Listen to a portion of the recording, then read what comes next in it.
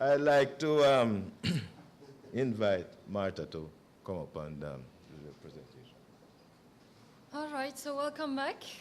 I think we are running out of time a little bit. So theoretically, I have 10 minutes.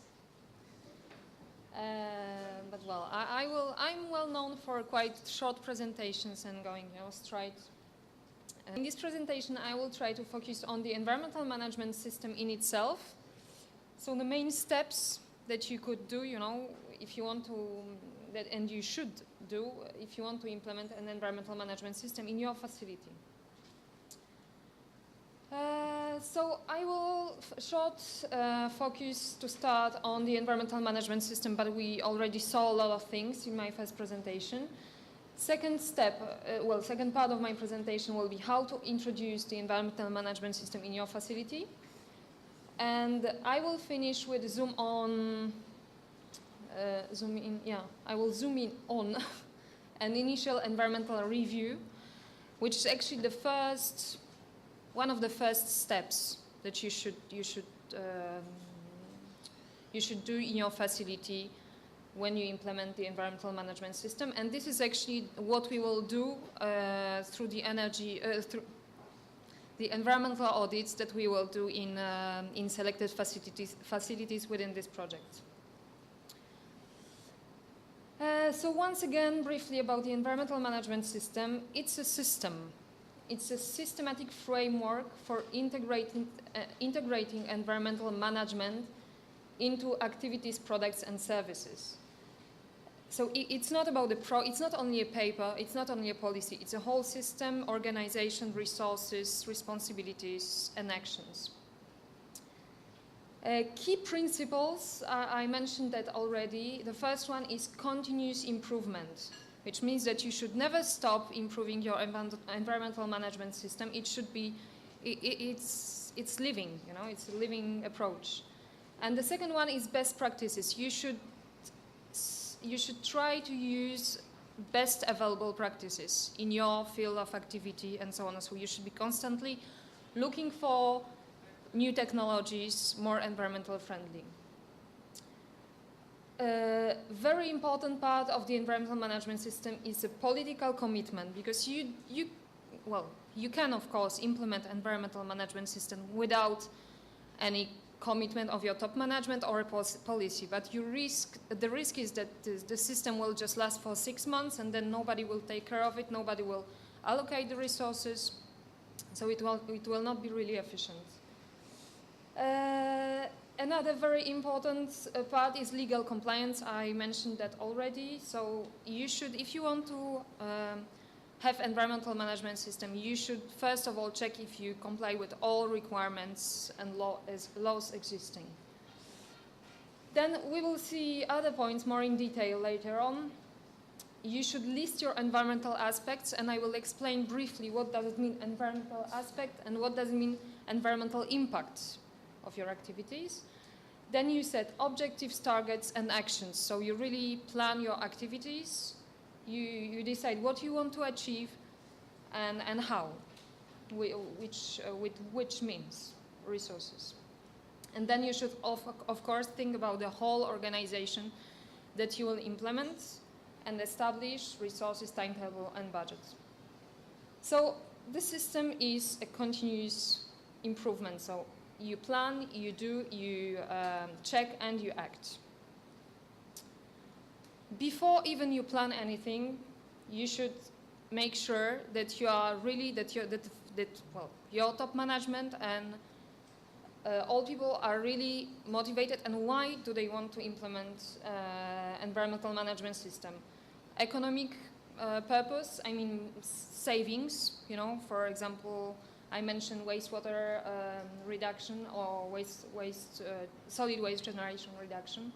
Is it about the image that you would like to have, or is it about the new markets that you would like to go into? Then you can, it's up to you. You can decide on your own what will be the perimeter and what will be the scope of the environmental management system. So it can be about the whole organization, it can be only one site, or it can be only a part of the site. Make sure that your top management is motivated and ready to allocate resources. And of course, identify resources. Who will be the team leader? Who will form the team, environmental team? What additional information you can find and where? And look for some case studies, because it can give you some ideas, you know, and some lessons learned. All right, so now planning, the first step. First step that you should do is your environmental policy. It can be just an environmental statement, very simple document. And I put an example of environmental policy here. Actually, I don't know. It's an example from Spain, from a Spanish company.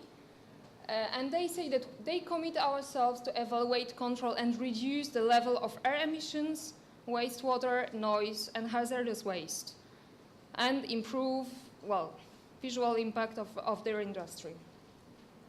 Then, once you have your environmental policy, which will really, where you will really decide what is your aim, you should make an inventory of all activities. So there are two approaches to how to identify all activities on your site. The first one is by process. The second one is by activity.